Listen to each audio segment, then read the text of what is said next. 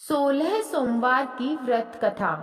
पौराणिक मान्यताओं में बताया गया है कि 16 सोमवार का व्रत रखने का आरंभ सबसे पहले माँ पार्वती ने स्वयं किया था और उनकी कड़ी तपस्या और व्रत के शुभ प्रभाव की वजह से उन्हें भगवान शिव पति रूप में प्राप्त हुए थे। 16 सोमवार का व्रत दाम्पत्य जीवन की खुशहाली के लिए और मनपसंद जीवन साथी पाने के लिए भी किया जाता है। ऐसी मान्यता है कि 16 सोमवार का व्रत का आरंभ श्रावण मास से करें तो यह और भी फलदायी होता है। चलिए शुरू करते हैं 16 सोमवार की व्रत कथा। एक बार शिव पार्वती मृत्यु लोक पर घूम रहे थे। घूमते घूमते वो विदर्भ देश के अमरावती नामक नगर में आए। उस नगर में एक सुंदर शिव मंदिर था, इसीलिए महादेव जी पार्वती जी के साथ वहां रहने लगे।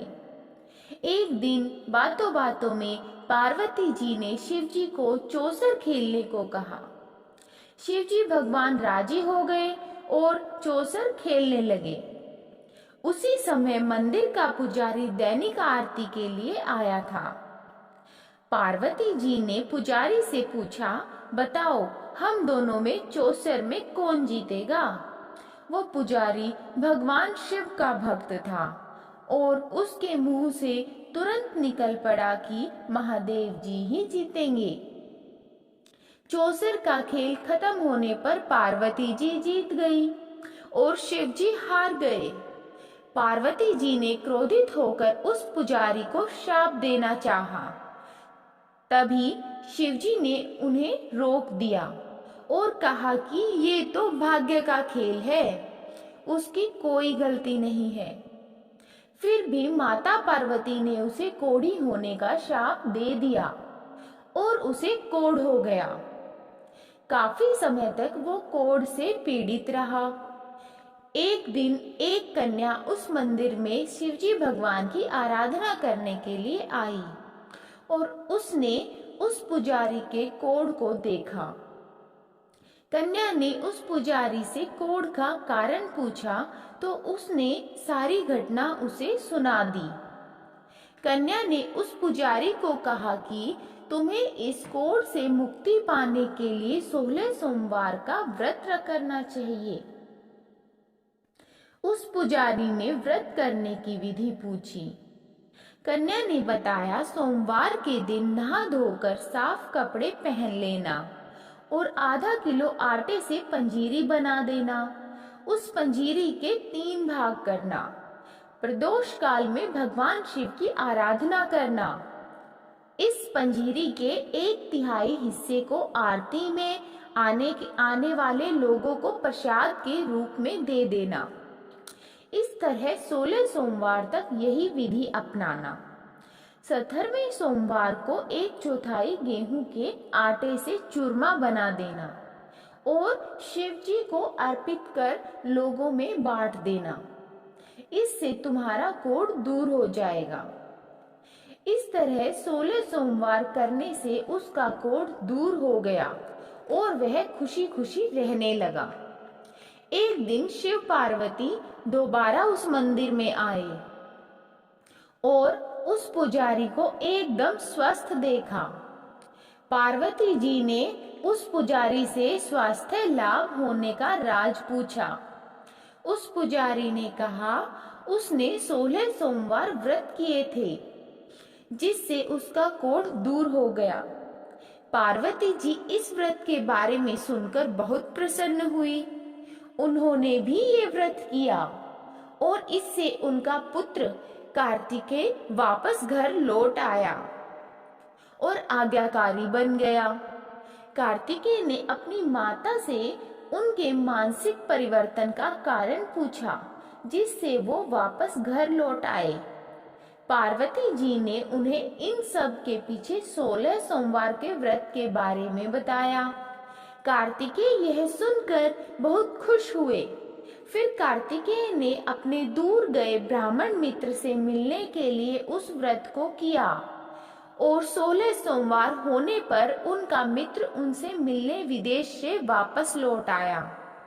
उनके मित्र ने इस राज का कारण पूछा तो कार्तिकेय ने 16 सोमवार व्रत की महिमा बताई। यह सुनकर उस ब्राह्मण मित्र ने भी विवाह के लिए 16 सोमवार व्रत रखने के लिए विचार किया। एक दिन राजा अपनी पुत्री के विवाह की तैयारी कर रहा था। कई राजकुमार राजा की पुत्री से विवाह करने के लिए आए। राजा ने एक शर्त रखी कि जिस भी व्यक्ति के गले में हथिनी वरमाला डालेगी उसके साथ ही उसकी पुत्री का विवाह होगा। वो ब्राह्मण भी वही था और भाग्य से उस हथिनी ने उस ब्राह्मण के गले में वरमाला डाल दी और शर्त के अनुसार राजा ने उस ब्राह्मण से अपनी पुत्री का विवाह करा दिया। एक दिन राजकुमारी ने ब्राह्मण से पूछा, आपने ऐसा क्या पुण्य किया जो हथिनी ने दूसरे सभी राजकुमारों को छोड़कर आपके गले में वरमाला डाली? उसने कहा, प्रिय, मैंने अपने मित्र कार्तिकेय के कहने पर 16 सोमवार के व्रत किए थे। उसी के परिणाम स्वरूप तुम लक्ष्मी जैसी दुल्हन मुझे मिली। राजकुमारी यह सुनकर बहुत प्रभावित हुई और उसने भी पुत्र प्राप्ति के लिए 16 सोमवार व्रत रखे। फलस्वरूप उसके एक सुंदर पुत्र का जन्म हुआ और जब पुत्र बड़ा हुआ तो पुत्र ने पूछा, माँ, आपने ऐसा क्या किया जो आपको मेरे जैसा पुत्र मिला? उसने भी पुत्र को 16 सोमवार व्रत की महिमा बताई। यह सुनकर उसने भी राजपाट की इच्छा के लिए ये व्रत किया।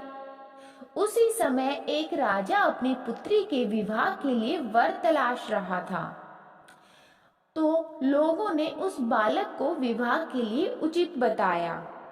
राजा को इसकी सूचना मिलते ही उसने अपनी पुत्री का विवाह उस बालक के साथ कर दिया। कुछ सालों बाद जब राजा की मृत्यु हुई तो वो राजा बन गया, क्योंकि उस राजा का कोई पुत्र नहीं था। राजपाट मिलने के बाद भी वो सोमवार के व्रत करता रहा। एक दिन 17वें सोमवार व्रत पर उसकी पत्नी को भी पूजा के लिए शिव मंदिर आने को कहा, लेकिन उसने खुद आने की बजाय दासी को भेज दिया। ब्राह्मण पुत्र के पूजा खत्म होने के बाद आकाशवाणी हुई, तुम अपनी पत्नी को अपने महल से दूर रखो, वरना तुम्हारा विनाश हो जाएगा। ब्राह्मण पुत्र ये सुनकर बहुत आश्चर्यचकित हुआ। महल वापस लौटने पर उसने अपने दरबारियों को भी ये बात बताई, तो दरबारियों ने कहा कि जिसकी वजह से ही उसे राजपाट मिला है वो उसी को महल से बाहर निकालेगा।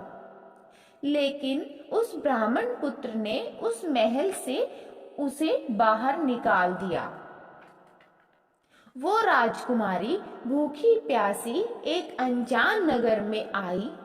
वहां पर एक बूढ़ी औरत धागा बेचने बाजार जा रही थी। जैसे ही उसने राजकुमारी को देखा तो उसने उसकी मदद करते हुए उसके साथ व्यापार में मदद करने को कहा। राजकुमारी ने भी एक टोकरी अपने सिर पर रख ली। कुछ दूरी पर चलने के बाद एक तूफान आया और वो टोकरी उड़कर चली गई। अब वो बूढ़ी औरत रोने लग गई और उसने राजकुमारी को मनहूस मानते हुए चले जाने को कहा। उसके बाद वो एक तेली के घर पहुंची। उसके वहां पहुंचते ही सारे तेल के घड़े फूट गए और तेल बहने लग गया। उस तेली ने भी उसे मनहूस मानकर उसको वहां से भगा दिया। उसके बाद वो एक सुंदर तालाब के पास पहुंची और जैसे ही पानी पीने लगी उस पानी में कीड़े चलने लगे और सारा पानी धुंधला हो गया। अपने दुर्भाग्य को कोसते हुए उसने गंदा पानी पी लिया और पेड़ के नीचे सो गई। जैसे ही वो पेड़ के नीचे सोई उस पेड़ की सारी पत्तियां झड़ गई। अब वो जिस पेड़ के पास जाती उसकी पत्तियां गिर जाती थी। ऐसा देखकर वहां के लोग मंदिर के पुजारी के पास गए। उस पुजारी ने उस राजकुमारी का दर्द समझते हुए उससे कहा, बेटी, तुम मेरे परिवार के साथ रहो, मैं तुम्हें अपनी बेटी की तरह रखूंगा, तुम्हें मेरे आश्रम में कोई तकलीफ नहीं होगी। इस तरह वह आश्रम में रहने लगी। अब वो जो भी खाना बनाती या जो भी पानी लाती उसमें कीड़े पड़ जाते। ऐसा देखकर वो पुजारी आश्चर्यचकित होकर उससे बोला, बेटी, तुम पर ये कैसा कोप है जो तुम्हारी ऐसी हालत है। उसने वही शिव पूजा में ना जाने वाली कहानी सुनाई। उस पुजारी ने शिव जी की आराधना की और उसको 16 सोमवार व्रत करने को कहा, जिससे उसे जरूर राहत मिलेगी।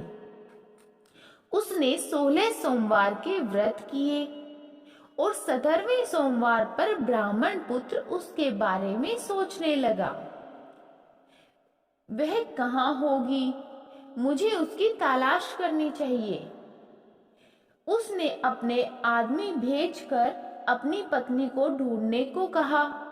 उसके आदमी ढूंढते ढूंढते उस पुजारी के घर पहुंचे और उन्हें वहां राजकुमारी का पता चल गया।